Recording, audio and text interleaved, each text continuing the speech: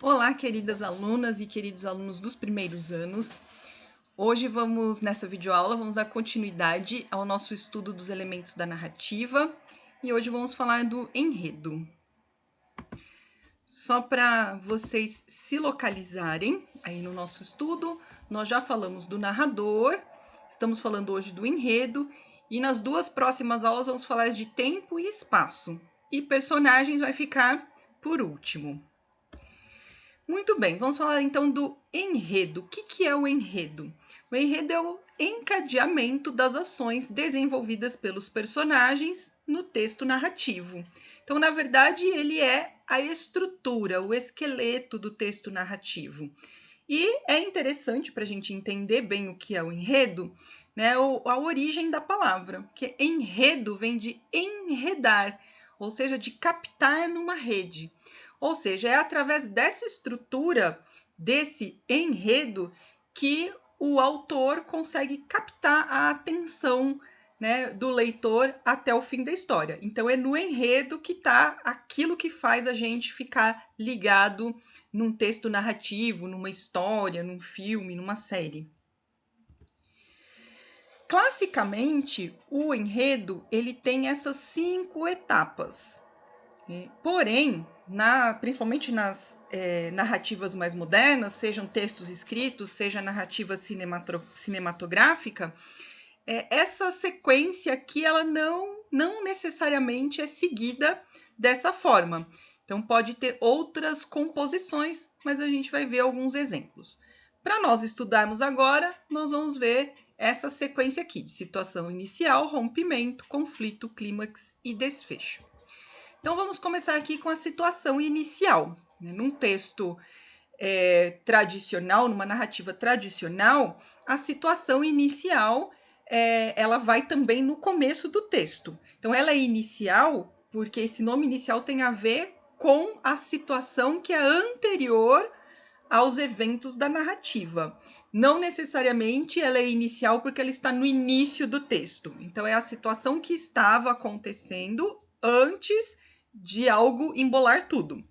Então, na situação inicial, são apresentados todos os elementos. O narrador, ele se apresenta, né? Então, você percebe se é em primeira ou em terceira pessoa. Os personagens principais, em especial o protagonista da história. Também é na situação inicial que vai se apresentar o espaço, ou seja, o lugar onde a narrativa vai decorrer, pelo menos o lugar principal. E o tempo histórico, ou seja, em que época, em que estação de ano, se for uma narrativa curta, por exemplo, que parte do dia, se é de manhã, de tarde, de noite. Então, a situação inicial é um ambiente estável, em que todo mundo está em harmonia, vivendo aí o seu presente. Depois, existe um rompimento dessa situação inicial. É um evento, um acontecimento que modifica essa situação inicial, gerando uma instabilidade no protagonista. Ou seja, a partir desse evento que acontece normalmente inesperado, o protagonista passa a ter um problema que ele precisa resolver. A partir desse problema, então, ele entra em conflito. Então, esse problema que aconteceu, esse rompimento da situação inicial, faz com que ele tenha um sofrimento ou que ele tenha que ser levado a várias tomadas de decisão. E ao longo desse conflito, essa tensão vai sempre num crescente. Cada vez ele tem um problema maior, ou porque ele toma decisões erradas, ou porque ele não consegue tomar uma decisão. Isso tudo vai ficando cada vez mais tenso até chegar ao momento máximo de tensão, que é chamado o clímax. Então, é o ponto de maior tensão da narrativa. É no clímax, né, que o protagonista finalmente vai tomar uma atitude que vai levar ao final, ao desfecho. Esse desfecho, né, pode ser feliz, como pode ser um desfecho trágico, infeliz. De qualquer forma, é a decisão final que ele toma para que desenrole a narrativa.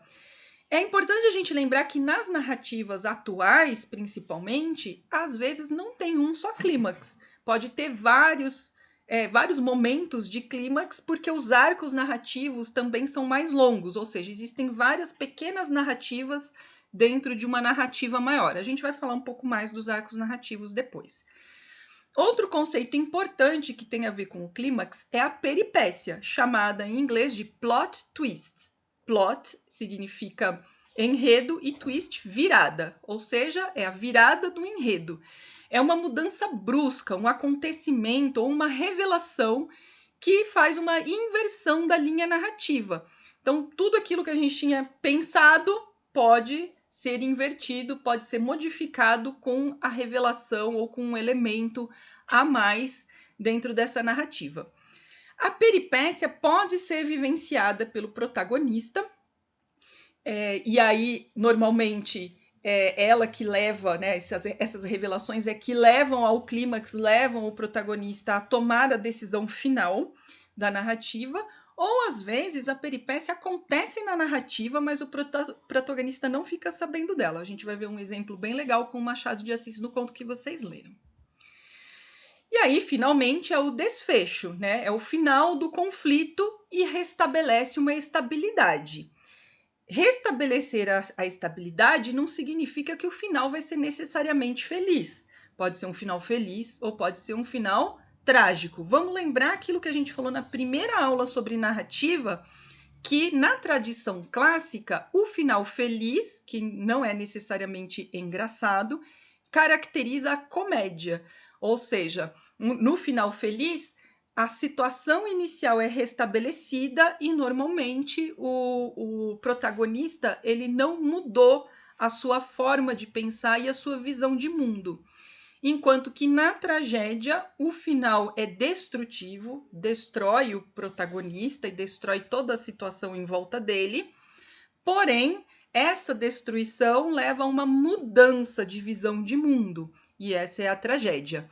Hoje em dia o que nós mais temos, seja na narrativa escrita, seja na narrativa cinematográfica, é a tragicomédia, em que há um final feliz, porém há também certas mudanças, né, na vida do protagonista depois do final.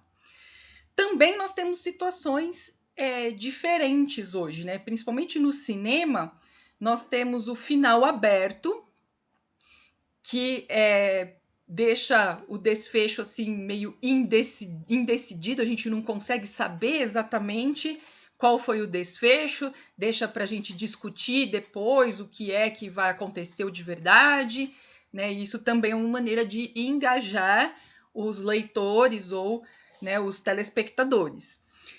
E também tem o gancho, né? Esses dois recursos do enredo, eles são usados pensando numa continuidade da história. E é isso que tem a ver com o arco narrativo, como nós vamos ver agora. Então, os enredos, né? Esse que eu falei é um enredo que é bem clássico, etapa por etapa. Mas existem enredos especiais e isso não acontece só hoje em dia. Sempre, né, essa forma de tratar o enredo teve estratégias para deixar a história mais interessante. Por exemplo, uma estratégia bem clássica é o enredo chamado in medias res. Significa que a história começa do meio, já está acontecendo alguma coisa e depois tem um flashback que conta por que chegou naquela situação. Né? O enredo em medias res muitas vezes já começa com a situação de rompimento da situação inicial.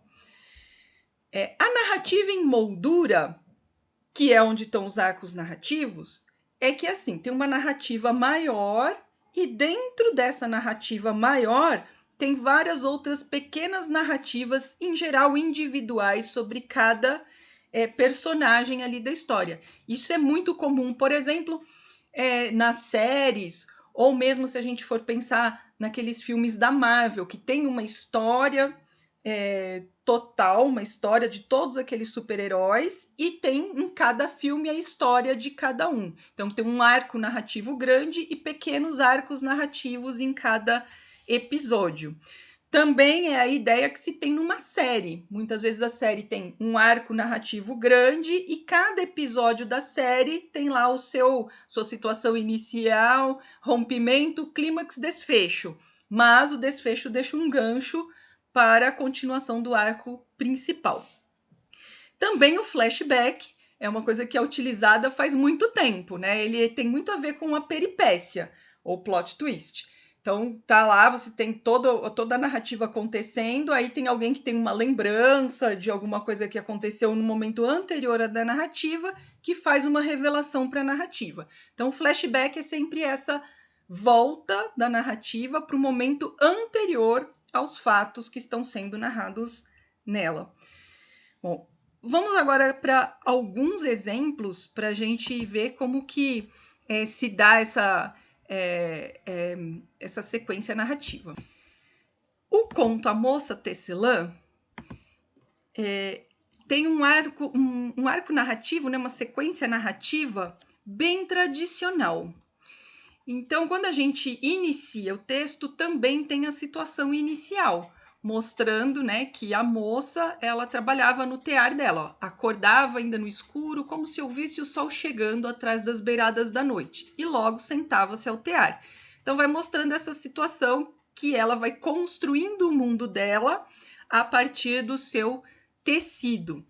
E essa situação é a estabilidade dela até que algo acontece. E esse algo é que ela se sente sozinha e pela primeira vez pensa em ter um marido ao seu lado. Então isso já quebra a estabilidade dela. Mas logo essa estabilidade é recuperada, porque, como sempre, ela começa a fazer, né? Ela tece um marido para ela. E aí é que vem a quebra principal. O marido, né, ela é feliz com ele por um tempo, mas depois ele descobre o poder do tear. E aí ele começa a pensar em coisas que esse tear pode dar a ele e começa a obrigar a moça a fazer, né, no tear coisas para eles. Então, um palácio e coisas que eles querem ter, né? E vai aumentando esse palácio e tal. Isso leva essa moça ao conflito, porque ela entristece cada vez mais, porque ela não pode mais fazer o seu dia, né, o seu mundo como ela bem queria. Ela tem só que ficar fazendo as coisas que o marido deseja para ele, né? E aí, então, que entra no momento do clímax, né? Começa com ela, pela primeira vez, pensou em como seria bom estar sozinha de novo. E aí, o que ela faz? Ela não escolhe nem linha nenhuma, ela senta na lançadeira e, ao contrário do que ela sempre fez, em vez de fazer alguma coisa, ela desmancha o tecido, né, e desmancha tudo o que tinha feito. Esse é o momento de maior tensão em que ela toma a decisão de mudar realmente algo na vida dela. E com isso ela desmancha tudo que ela tinha feito, o marido vai embora e aí ela restabelece a situação inicial. Então, olha lá, o final é parecido com o começo. Então, como se ouvisse a chegada do sol, a moça escolheu uma linha clara e foi passando-a devagar entre os fios, delicado traço de luz que a manhã repetiu na linha do horizonte. Então, ela restabelece a situação inicial. Então, a gente pode ver que na Moça Tecelã, a gente tem uma sequência narrativa bem tradicional. Antes de nós passarmos aí para o próximo exemplo, que é o Gato Preto de Edgar Allan Poe, quero lembrar que o fato de ser uma narrativa tradicional, né, com começo, meio e fim, ou uma narrativa que inverte aí a sequência do enredo, essa decisão não tem a ver com a qualidade da narrativa. Não é porque ela é mais experimental que ela é melhor, né? Então, a Moça Tecelã é um excelente conto, muito bonito, e que segue essa sequência tradicional. Então, essa escolha também é algo que tem que fazer a gente pensar, né? É o que o autor quer revelar ou quer esconder. Na verdade, é uma estratégia do autor para que ele enrede, para que ele conquiste o seu leitor. Vamos então ver como é que é a sequência do Gato Preto. Gato Preto, ele tem uma sequência mais completa porque ele tem, na realidade, 2 arcos narrativos dentro dele que se complementam. Então, ele começa, é uma narrativa que a gente chama de in medias res, ela começa do meio, ou na verdade quase do fim, porque o protagonista, que também é o narrador, ele está preso e ele vai morrer, né? Ele está condenado à pena de morte. Então ele faz uma apresentação dizendo: seria fácil só dizer que eu sou louco e tal. E aí o que ele faz? Ele apresenta uma situação inicial que é um flashback. Então ele fala, né, da situação dele, assim, de como ele era antes dos eventos, falando inclusive da infância, do casamento dele, até chegar ele se casar e conhecer o seu animal de estimação predileto, que era o gato Plutão. E aí ele fala da amizade que ele tem pelo gato, e neste momento, né, depois que ele fala dessa amizade, fala que essa amizade durou alguns anos, ele começa a inserir a situação que rompe com essa inicial, inclusive com o caráter dele, né? Que ele diz assim que de dia para dia me tornava mais taciturno, mais irritável, mais indiferente aos sentimentos dos outros. Permitia-me usar de uma linguagem brutal com a minha mulher. Então ele vai se tornando cada vez mais agressivo, né? E aí ele revela que essa agressividade vem pelo vício do álcool. Então ele mostra que essa situação, que, né, desse vício do álcool e que de repente ele se tornou uma pessoa cada vez mais brutal, isso estabeleceu o conflito. E esse conflito tem um primeiro momento, aqui a gente pode falar que tem vários clímax pequenos ao longo da história, né? Tem momentos de muita tensão. O primeiro momento de muita tensão é quando ele, embriagado, chega em casa, se irrita com o gato que dá uma mordidinha nele e arranca o olho do gato. Depois ele continua cada vez mais agressivo, até que ele chega no momento em que ele pega um fio e enforca o gato na árvore. A tensão continua, porque daí logo em seguida a casa dele pega fogo. E não só a casa pega fogo, como depois ele vai no dia seguinte, ele perde tudo, né? Então fica pobre, porque ele perde a casa, perde todas as coisas e ele continua um bêbado, né? Ele vai no dia seguinte na casa e ele vê que na cabeceira da cama dele, atrás da cabeceira, né? Onde tinha a parede, tem uma imagem desenhada do gato com a corda no pescoço. Né? Lembrando que esse é um conto fantástico, tem alguma coisa a ver com o sobrenatural, que a gente sempre fica na indecisão se é mesmo ou não. Termina esse primeiro arco narrativo com a morte do gato e a vida dele continua, só que continua desequilibrada porque ele continua sendo embriagado e ele continua sendo agressivo. Mesmo assim, ele encontra outro gato que o segue, então começa um segundo arco narrativo aqui. Ele encontra outro gato, um gato preto parecido com o Plutão, mas que tinha o Plutão era todo preto e esse gato tem uma mancha branca no peito. Lembrando que aí ele percebe, quando chega em casa, que esse gato novo, também não tem um olho. E a esposa se afeiçoa ao animal, mas ele vai ficando com cada vez mais raiva desse gato, que parecia o Plutão, mas não era, até que ele percebe que essa mancha no peito do gato tem a figura de uma corda, de uma forca. E aí ele fica com mais ódio do gato. E aí, né, vai ficando cada vez mais tenso. Até que finalmente chega mesmo ao clímax principal da história, que o gato o irrita de tal forma, né, faz ele tropeçar e o irrita de tal forma que ele pega um machado para matar o gato. Aí a esposa segura a mão dele. Aí ele tá tão irritado que ele pega o machado e dá a machadada na cabeça da esposa, assassinando-a. Então esse é o clímax, né? Porque aí ele comete o assassinato da esposa. E aí vem, né, o desenrolar do desfecho, que é ele achar, né, que vai dar tudo certo ali, porque ele pega o corpo da esposa e empareda o corpo da esposa no porão da casa, mas os guardas vão procurar, e quando eles já estão indo embora sem descobrir nada, eles começam a ouvir um gemido que vem de dentro da parede.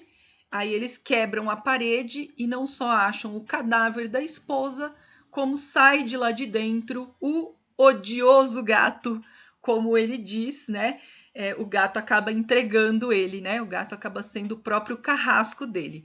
Vejam que o plot twist, a peripécia, está bem no final da narrativa, né? Então, quando a gente acha que tudo aconteceu, né, o desfecho foi porque ele escondeu o corpo, o gato sumiu e tal, o gato reaparece, invertendo a narrativa e entregando esse assassino à polícia. E, finalmente, né, vamos ver o exemplo do texto do Machado. Machado é um grande artista da narrativa, e a narrativa dele é bastante experimental. Lembrando que nós estamos falando de 3 contos muito bem elaborados. Mas vejam só como Machado brinca com a narrativa.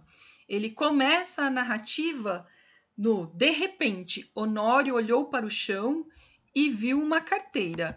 Ou seja, Machado começa a narrativa do momento em que há o rompimento da situação inicial. A gente pode dizer que é aquela narrativa em medias res, mas ele não começa assim com uma situação qualquer e depois conta o que aconteceu antes. Não, ele começa justamente do rompimento da situação inicial, aquilo que desencadeia o conflito, ou seja, o Honório, que é o protagonista, acha uma carteira.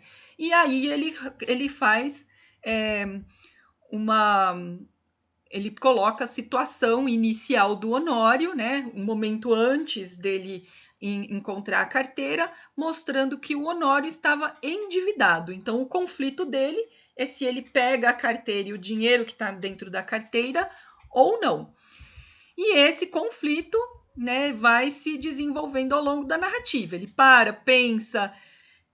pensa em tudo que ele viveu para justificar ele abrir a carteira, mas depois ele pensa que isso não é certo, né? Porque o certo seria devolver a carteira para o dono, até que finalmente ele resolve abrir a carteira, vê que tem muito dinheiro, pensa de novo, abre a carteira de novo, novamente, e aí ele vê que dentro da carteira tem lá um bilhete que tem o nome do amigo dele, que é uma pessoa que frequenta muito a casa dele, que é o Gustavo.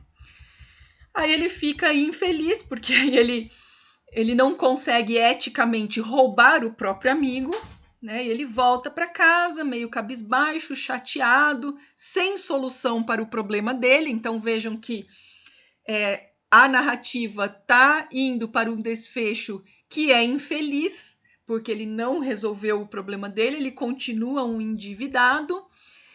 E, inclusive, né, o Machado é muito engraçado, né? Porque ele dá uma diquinha, ó. Ele devolve a carteira para o amigo que está na casa dele, e o amigo dá um olhar desconfiado, né? Então o narrador ainda não faz uma revelação muito importante que só tem no final, né? Então ele olha desconfiado, o Honório acha que o amigo está desconfiado dele porque de repente ele mexeu na carteira, mas na verdade o amigo Gustavo está inseguro e preocupado por outro motivo, que só se revela no final. Então ele devolve a carteira para o amigo, entra lá para dentro da casa, e aí nesse momento que o Honório sai da sala, o amigo Gustavo e a esposa do Honório trocam os bilhetinhos de amor, um dos bilhetinhos que está dentro da carteira. Então, só aqui no último parágrafo, praticamente nas últimas frases do conto, é que existe a peripécia, o plot twist, a revelação de que o amigo Gustavo, que foi protegido pelo Honório, na verdade, trai o amigo com a esposa.